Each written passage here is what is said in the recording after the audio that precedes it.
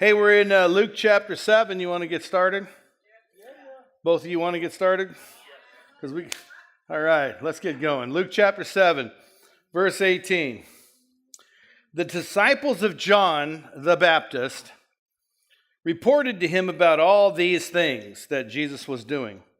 Summoning two of his disciples, John sent them to the Lord, saying, "Are you the expected one, or do we look for someone else?" When the men came to him, they said, "John the Baptist has sent us to you, Jesus, to ask, are you the one, expected one, or do we look for someone else?" At that very time, he cured many people of diseases and afflictions and evil spirits, and he gave sight to many who were blind. And he answered and said to them, "Go and report to John what you have seen and heard. The blind receive sight, the lame walk, the lepers are cleansed, the deaf hear, the dead are raised up, the poor have the gospel preached to them, and blessed is he who does not take offense at me." So, I've heard this preached over the course of my 46 years many ways. And about 4 different ways people preach these verses about John the Baptist sending for Jesus. The most common one is that the proof that the Messiah is here is that the blind receive sight, the lame walk, the afflictions are healed, and the gospel is preached to the poor. And it's kind of a story used to incite faith in a healing service, a time where we use it for that. And it's John the Baptist asking Jesus to prove he's the one, and the proof that he's the one is that people are healed. And that's the one I've heard most. Most of you heard that one too. You know, that's how it's. And there's several other takes on these verses. And there's a fourth one that you don't hear very often, but it's the one that John the Baptist asked Jesus, "Are you the one?" And Jesus says, "Go tell him this evidence that I'm the one." And the motive behind the asking of John the Baptist is the one that's in question to me. You remember that John the Baptist, his mother is told by an angel, "You're going to have a baby." And it's, how can this be? Sarah just shared it on Wednesday night about how can this be? We're old. And so this miracle occurs that John the Baptist is conceived in his mother. Well, Mary has a visit from an angel, and the same thing. How is this possible? I haven't been with no man. Well, the Holy Spirit will come upon you. There'll be this miracle. They're a few months apart. And when Mary walks into Elizabeth's house, John the Baptist, a baby inside of his mother's womb, leaps in her womb, and Elizabeth says, "Oh my gosh, our Redeemer has arrived. Even the baby inside my womb knows it." So we have, from the earliest humanly possible time, positive proof John the Baptist knows who Jesus is. We have John the Baptist baptizing Jesus in the Jordan River, and a dove comes down and lands on Jesus. The Holy Spirit, as a dove, comes down and lands on Jesus. A voice from heaven speaks and says, "This is my son." John the Baptist knows what that means. And so here we are years later, John the Baptist, and we're believing that John the Baptist is literally asking, "Are you him?" He's his cousin. They've been around each other their whole life. Their mothers know each other well. And he's asking, "Are you the one?" As if he doesn't know. And I think that couldn't be further from the truth. John the Baptist is not asking, "Are you the one?" And Jesus is not saying, "Here's the proof of the one." That isn't the proof. What's really happening is John the Baptist has been arrested after spending his whole life preparing the way for the one to come, believing that the one would do certain things, having the one pigeonholed in this idea, just like we later see Judas had Jesus pigeonholed, and we all think Judas just betrayed Jesus because he's a betrayer. No, Judas betrayed Jesus to get him to act upon what Judas believed Jesus should do. That was a tongue twister. Peter pulls a sword and cuts a slave's ears off, facing 600 soldiers, because it's like, "Come on, Jesus. Come on. It's time." And John the Baptist is doing something very similar. He's sending his disciples to say, and this is 21st century vernacular, hey, dude, are you the one or not? I'm in jail. I'm suffering. They're torturing me. Aren't you going to do something? When are you going to take over? And what he expected Jesus to say is, my armies are amassing. Caesarea is about to fall. The angels are armed and ready. And the wrath of God is being poured out. But that isn't what Jesus said. It's like, go back and tell him that I'm healing the sick. I'm preaching the gospel to the poor. Just as the prophet said I would. I'm doing exactly what the prophet said the one would do. Not what your political parties said the one would do. Not what your religious leaders said the one would do. I'm doing what I said I would do. Sins are being forgiven. The lowly are being brought to life. The mighty are being brought down. The gospel is being preached to the poor. John the Baptist is really saying, aren't you going to save me? Aren't you going to do what I wanted you to do? Aren't you going to fit perfectly or in the shape I created you to be? Or aren't you going to do anything? And Jesus is saying, I am doing something. I'm doing exactly what I was meant to do. What Jesus is really saying, here it is. John the Baptist is saying, aren't you going to come and overthrow the Romans? Aren't you going to break me out of this jail? Aren't you going to set me free? Aren't you going to punish them for who they are? And Jesus is saying, go tell him that the love of God is being poured out. The mercy of God has arrived. The blind are seeing. The lepers are being cleansed. The lame are walking. The gospel is being preached to the poor. And you see, for me, the overthrow of Rome really 2,100 years later would have very little effect. If that was the effect of the one, then this would be no different than Samson's effect for me, or Daniel in the lion's den for me. It would have no effect for me. But Jesus' method, his plan for what the one should do, has saved me. It's made it possible for me to know God and to be known by him. I met Jesus Christ one day, and I got to tell you, earlier that day, I did not know him. Later that day, I knew him. It was strange. I stood in a parking lot, didn't know what to do with this.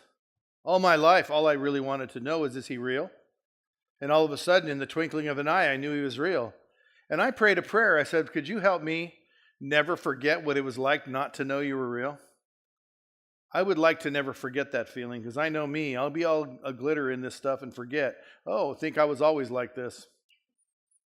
I'll forget how hateful I was. I'll forget how angry I was. I'll forget how mean I was or how lost I was. I'll forget how trapped, even though I wasn't locked up by the Romans, I was locked up. Even though I wasn't in prison, my soul was in jail. I was bound.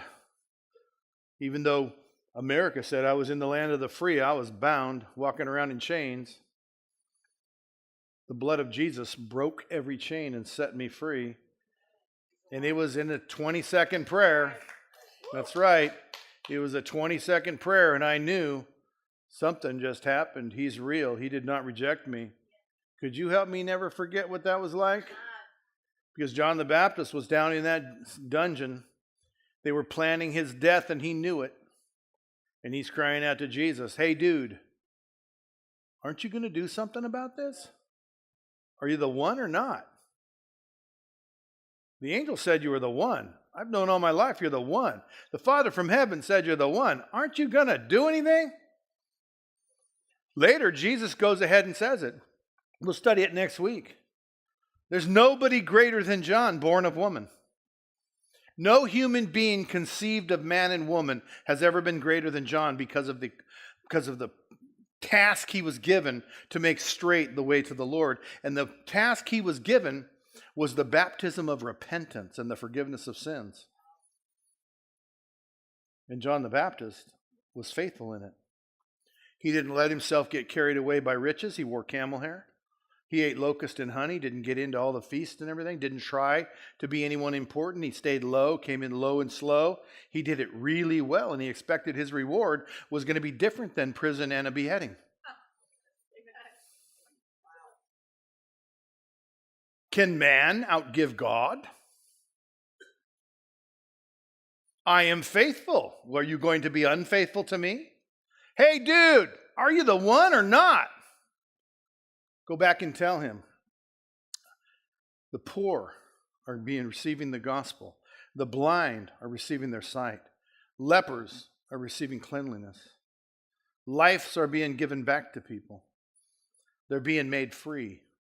Their chains are being broken. Go tell him that.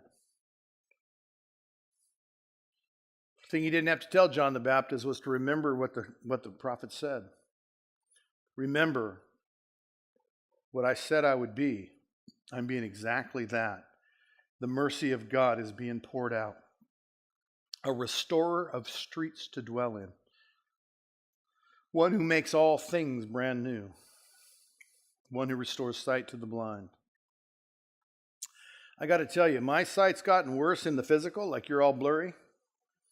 But I got to tell you, my spiritual sight has been sharpened every day for 46 years. I continue to be amazed at how clear I see. And I wonder how I even survived in my Christianity seeing as blurry as I did 20 years ago. And back then I thought I saw pretty clear. I'm amazed that it keeps getting clearer. The truth keeps getting clearer. The light keeps getting brighter. The realness of God just keeps getting more real. He keeps calling on me to go further up and farther in. I keep thinking, man, we're good. Let's stay right here. This is awesome. Can we just stay here? Things are getting dark out there. Let's stop things for a moment. And no, we're going further up and farther in. And the further up you go and the farther in you go, the darker that's going to get out there. Your light's going to be brighter. The contrast is going to be more. You're going to see more darkness. You're going to see more light. You get it? The sharper you see, the more bad stuff you see.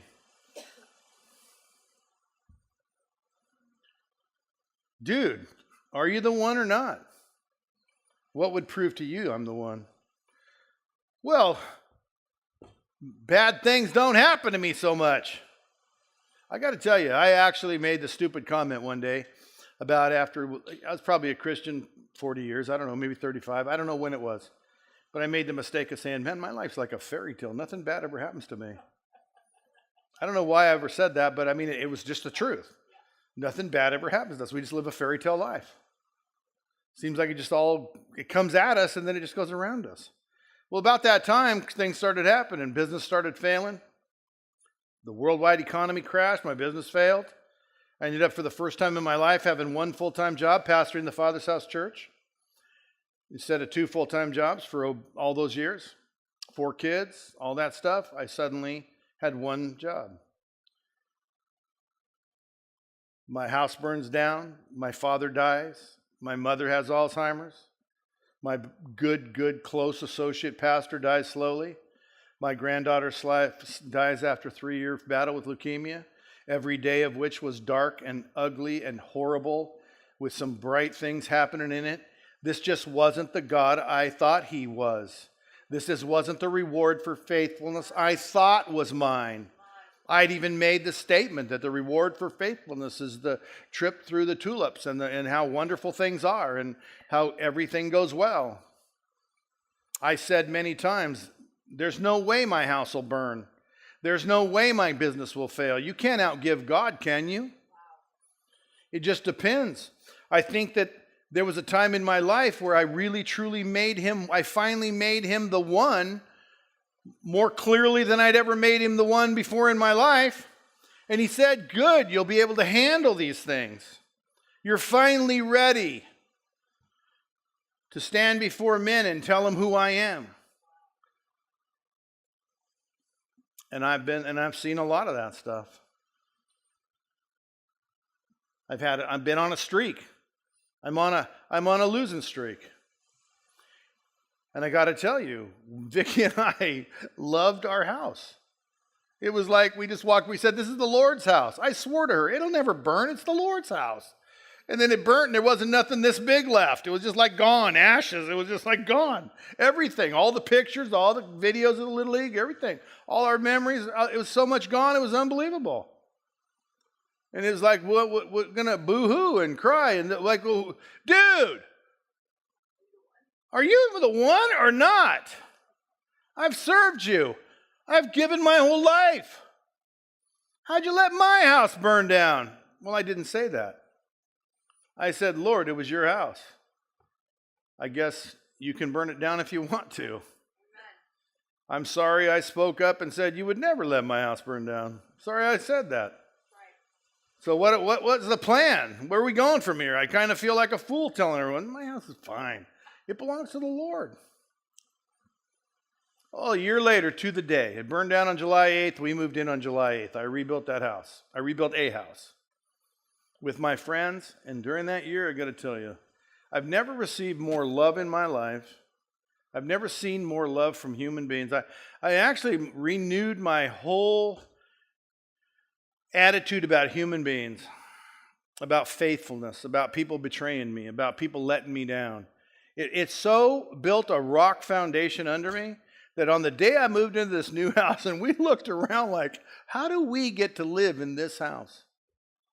This is so much better than the old one. Everything's new.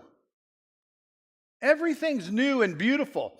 And she's never got to design a house. I built hundreds. She's never got to design one, especially for her to live in. And she got to be in the everyday planning and building of this house. For the first time in her life, she had her house. I mean, it sounds petty, but it was like, we could never have dreamed up burning our house down so that we could have this. We never would have done that. We could have stood on a hill saying, but we were faithful. Are you the one or not? Are you faithful or not? Instead, on that particular subject, we said, he's faithful. What's next? At that time, we were struggling through our granddaughter being sick at the same time. There are things way more important than a house. And so by the time that house got done, and it was amazing. And we look back on the day that our business failed, and it was like, Vicki spent a night in a closet crying. I spent a couple of months in agony. My business failed. I lost 40-some houses in foreclosure. I lost mass amounts, $8.5 million in equity. I was sitting like in a pile of ashes, wondering, what did I do wrong? Can you outgive God? I was basically saying, hey, dude, are you faithful or what? I mean, are you with me or not? I thought you were with me. And I understood John the Baptist. Are you the one or not? We walked out of this courthouse, and we both looked at each other and felt like we'd been set free from the bondage of sin and death. I mean, we both said, pinch yourself. Is this heaven or is this a dream or what? We've never felt more glorious than that day. This is the beginning of the rest of our life, and this is the most incredible day of our life. And we walked out of that business failure just shocked at the glory of God. And we have lived far better since the day that happened. We live like we're rich and we don't have any money. We do. And it's like, I'm really smart at making money, and I'm really smart at building houses, and I can go out and do a business building houses and make lots of money. But I mean, you are so stressed and you are so bound by all the bills coming and all collecting all the money. It's just massive undertaking, as well as pastoring a church. And since that day, I haven't had to do any of that. I've just had to pastor a church and watch God take care of me. And watch God take care of a church that I could no longer take care of. So I've been where John the Baptist is. Nobody was coming to cut my head off, but I think a couple of the things, my granddaughter passing away, my friend Jordy passing away, and a few other things like that, I imagine some people in the room, those were almost as horrible as someone coming with a sword or someone coming with an axe. Hey, dude, are you who you said you were? And Jesus said, I'm exactly who I said I was. I'm just not who you said I was. Are you hearing me? And I think that's our biggest problem in Christianity. I probably know way more people that don't go to church, that used to go to church, that don't believe, that used to believe, than I do that do believe. So many have fallen away. So many friends are in prison that you would never even, they would never be there. They're in prison because their Christianity behind closed doors was not the same as their Christianity in public. So many. And I think they're crying out from jail, dude, how did you let this happen to me? And he's saying, I didn't let that happen to you. You let that happen to you. That was never who I was, to protect you while you were committing larceny, to protect you while you were immoral.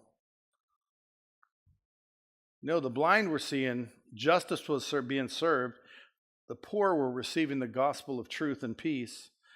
People were getting to know that God was real. And I know for me, I walked outside and looked up, saw a magnolia tree and was shocked. I've looked at many magnolia trees and never once had one look like that. And it's like, you've already changed me to where I look at a magnolia tree different. Air feels different. Could you please never let me forget what that was like? I fell in love. Standing, it was really not at the altar that I fell in love. It was more like outside in front of the magnolia tree. About 5 minutes later, I fell in love. And I have never turned back. And I've never thought the cost was too high. I have had my days where it's like, what's up, dude? Where are you? Have you forsaken me? No. But being with you might look different than what you said it would look like. But it's not different than what I said it would look like. And so I think we should really continue to read his words and look at his truth and say, I want what you say. I want to look at what I do have and stop complaining about what I don't have, because when I complain about what I don't have, or I complain about what it costs, what the energy it takes, the time it uses up to serve him, and I complain about those things, I have a feeling I'm being a little bit like John the Baptist when Jesus says, blessed are you who have no offense and take no offense in me. Our inner healing officers are constantly having the prayer about, I forgive God. Well, that's not a very healthy place to be. And if you have that, you should be in the inner healing offices. But what you shouldn't have is any ability to need to forgive God, because you're so into whatever you say, not what I say. Whatever you believe, not what I believe. Whatever you want, not what I want. I must decrease, and my opinions and my preconceptions of who you are should be decrease, so that you and what you say about yourself might increase. If you know about our SOT Light, our SOT on the Move, the goal of that is to help communicate who is God. Who does he say he is, not who do we say he is. John the Baptist knew this, absolutely. We have positive proof he knew this. And he sends two guys to say, who are you, dude? He says, I'm exactly who I said I was. The mercy of God has arrived in Israel. The love of God has arrived in Israel. And the gospel is being preached to the poor. Rejoice. And hear this. You're going to be way more blessed if you take no offense in me. Are you hearing me? And I think sometimes, I know I've read this story a couple million times, and, don't hear it. We just don't get told. And it's like, we just bypass the fact, wait a minute, this guy knows who Jesus is. From birth, from conception, he knew who Jesus is. He's not asking, who are you? He's a little upset that he's not being who he said he was. He's not saving me. You're saving them, but what about me? Well, I got to tell my friends, he's here to save you. And I think that if you're feeling like he's asking too much, your money, your time, your energy, you feel like he's taking too much of your life, I think you haven't met him. or you don't know him like you think you know him. John the Baptist does know him. It's just that circumstances got him down under, made him do something like send emissaries to say, are you forgetting me? God has not forgotten you. He has not looked past you. He knows you. He knows the struggle you're in. He knows what we went through. I've had more stuff happen in this last, I don't know how many years, 6, 8 years, than in the rest combined. I've had more negative stuff. Again, for some reason I said, there's no negative. And I got to tell you, no part of my life has ever been better than it is now, in spite of all the negative. I may have been upset when my son wasn't healed. Over and over I prayed. Oh, I hoped. I fasted. Fasting 40 days at a time. 5 times I fasted 40 days. Lord, hear my prayer. Didn't happen the way I wanted it. My granddaughter wasn't healed. My friend Jordy wasn't healed. Back when I was 19, my best friend, I made my way into the ICU. Knew it. I touch him, he's getting up, and he wasn't healed. And he died that night. But I've never turned back. God owes me nothing. I deserve nothing. I am not like John in jail wondering why he hasn't come to me. I've gotten mad at him a few times because he didn't do what I said. He didn't obey my command. He didn't do what I told him to do. He didn't perform what I wanted him to do. But I've never turned back because I've always been lucky enough or fortunate enough or blessed enough to remember you are God and I am not. You're the Lord. Your ways are not my ways. Your ways are above my ways. And I'm going to, just like the fire and every other one of these disappointments, I'm going to say, wait a minute. I know that you're good. I know that you're Lord. You don't have to look like I say you look. You don't have to talk like I say you talk. You don't have to do what I say you do. I will do what you say. I will talk like you say. I will follow you. Thanks for watching the Father's House Orville YouTube channel, but don't stop there. We'd love you to subscribe to our channel so that you never miss a live service or a video. Help us spread the message of Jesus by sharing this video with your friends. You can also support the Father's House financially by clicking the Give button.